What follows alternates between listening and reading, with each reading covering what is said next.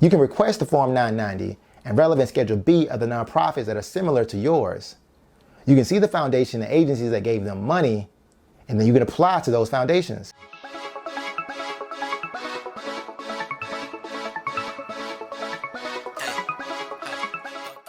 Every business must generate some sort of money in order to survive and have sustainability, and the nonprofit is no exception.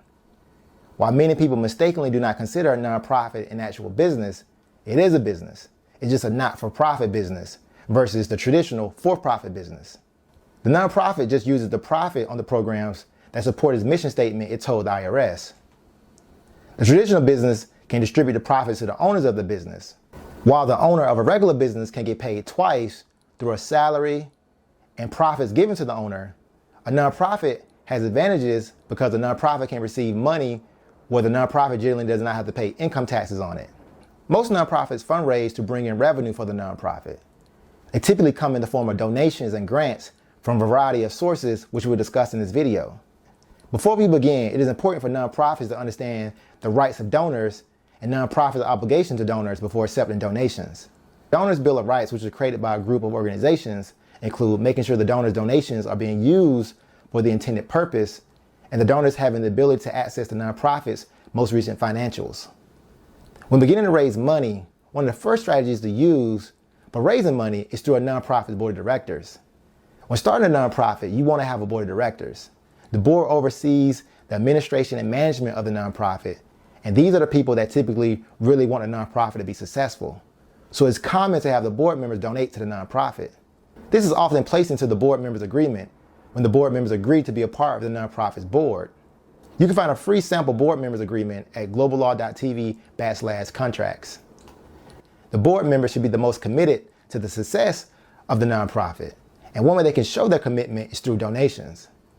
If the board members are not willing to give, then it may be time for a cultural change, and the board chair should start having some tough conversations with some of the board members. Many nonprofits require the board to make a sizable donation once a year, but another strategy is have the board members make small monthly donations. For example, instead of asking a board member to donate $150 a year, they can ask them to donate $15 a month. It is much easier to automate $15 donations versus one large yearly donations, and you don't have to remind the board members of the annual donation requirement. In addition, the nonprofits can always ask for a larger monthly contribution to meet the needs of the nonprofit. Once you start receiving donations from the board members, the next group to target for fundraising can be the friends and family of the board members.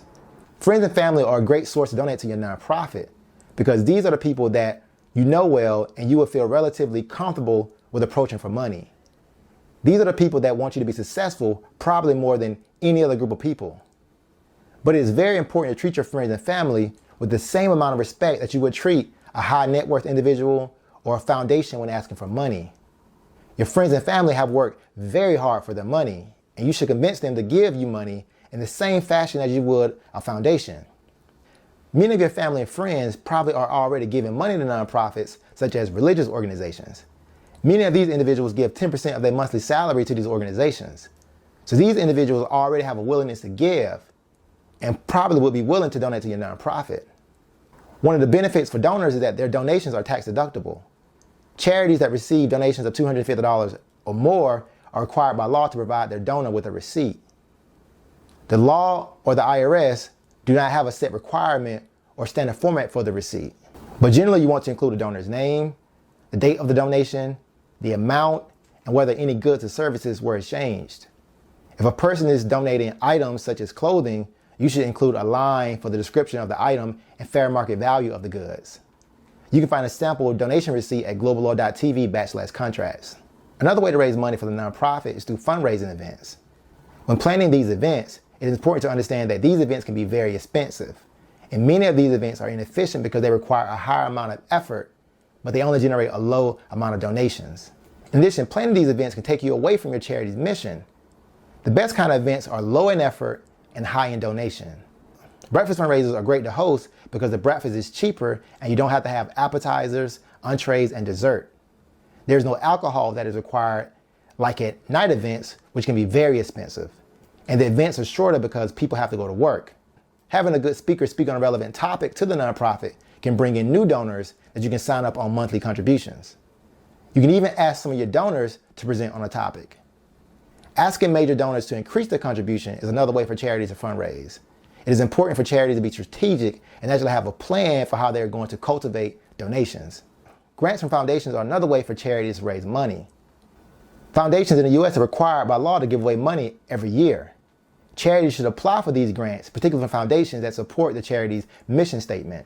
One way to find these foundations is to look at the peer charities that have a similar mission statement as yours.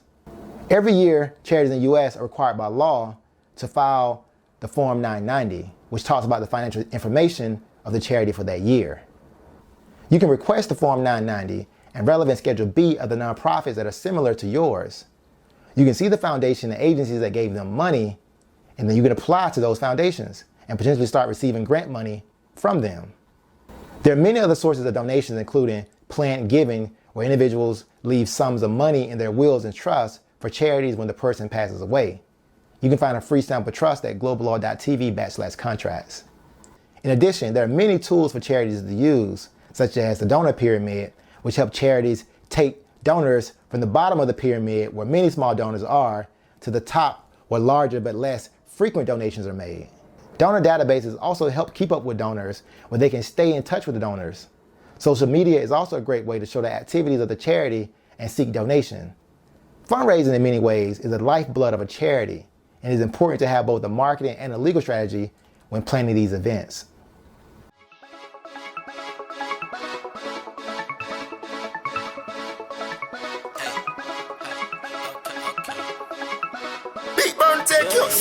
See, I came in the game without a dime or a